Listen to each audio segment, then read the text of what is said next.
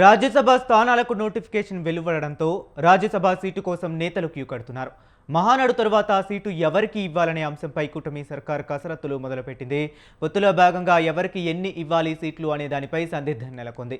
రాజ్యసభలో ఏపీ ప్రభుత్వానికి 4 సీట్లు దక్కనున్నాయి. మాజీ ఎంపీ గల్లా జయదేవ్, కంభంపాటి రామ్మోహన్, భాష్యం రామకృష్ణ, లింగమనేని రమేష్, యనమల రామకృష్ణ, వర్ల రామయ్య, కిలారు రాజేష్, రెడ్డప్పగారి శ్రీనివాసరెడ్డి, చింతకాయల విజయ్ రాజ్యసభ స్థానాల కోసం రేసులో ఉన్నారు.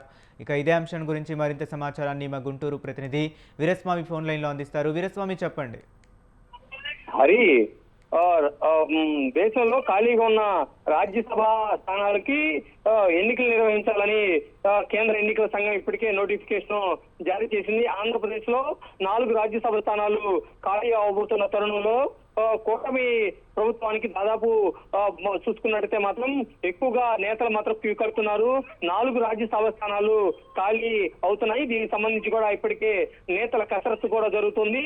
టీడీపీ అధిష్టానం వద్ద సీనియర్ నేతలు కూడా, ఆశావాహులు కూడా వైపు నుంచి కూడా తమకు స్థానం కల్పించాలని చెప్పేసి కలుస్తున్న పరిస్థితి నెలకొంది. దీంతో పాటు చూసుకున్నట్టయితే మాత్రం రేసులో మాజీ ఎంపీ గల్లా జయదేవ్, కంభంపాటి రామ్మోహన్, అదేవిధంగా భాష్యం విద్యా సంస్థల నేత ఇప్పుడు టీడీపీలో కొనసాగుతున్న భాష్యం రామకృష్ణ, లింగమనేని రమేష్, టీడీపీలో సీనియర్ నేతగా ఉన్న ఎస్సీ సామాజిక వర్గానికి చెందిన ఏదైతే వరల రామయ్య కూడా ఎస్సీ సామాజిక వర్గం నుంచి తమకు అవకాశం కల్పించాలని చెప్పేసి ఇప్పటికే పలుమార్లు కూడా అడిగిన పరిస్థితి ఉంది. అదేవిధంగా కిలార్ రాజేష్, దాంతో పాటు రాయలసీమ నుంచి చూసుకున్నట్టే మాత్రం రెడ్డిపగారెడ్డి, శ్రీనివాస్ రెడ్డి కూడా రాజ్యసభ స్థానం కోసం కూడా ఏదైతే ఉందో తను అవకాశం కోసం ఎదురు చూస్తున్నారు. దీంతో పాటు చూసుకున్నట్టే మాత్రం ఐటీడీపీ నుంచి, బీసీ సామాజిక వర్గాల నుంచి చింతకాయల విజయ్ కూడా దీనికోసం మాత్రం పోటీ పడుతున్న పరిస్థితి ఉంది. దీంతో పాటు చూసుకుంటే ఆశావాహుల సంఖ్య కూడా పెరుగుతున్న పరిస్థితి నెలకొంది. దీంతో పాటుగా నిన్న ఏదైతే ఉందో సీఎం రమేష్ కూడా అదేవిధంగా నాకు కూడా అవకాశం కల్పించాలి అని చెప్పేసి కోరడం జరిగింది. అదేవిధంగా చూసుకుంటే మాత్రం పెద్ద ఎత్తున ఆశావాహులు ఉన్నారు.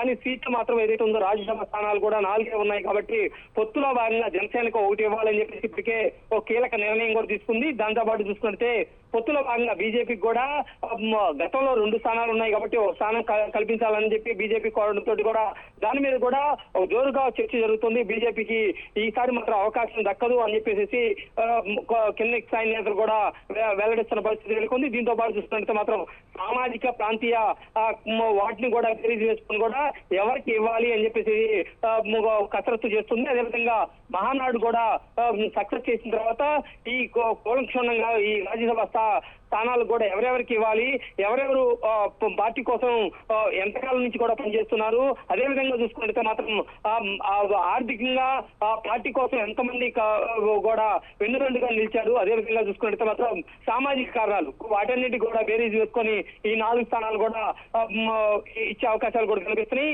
దీని మీద కూడా చూసుకున్నట్లయితే మాత్రం ఒకవైపు నుంచి కూడా టీడీపీ అధిష్టానం కూడా అన్ని కోణాల్లో కూడా కసరత్తు చేస్తుంది.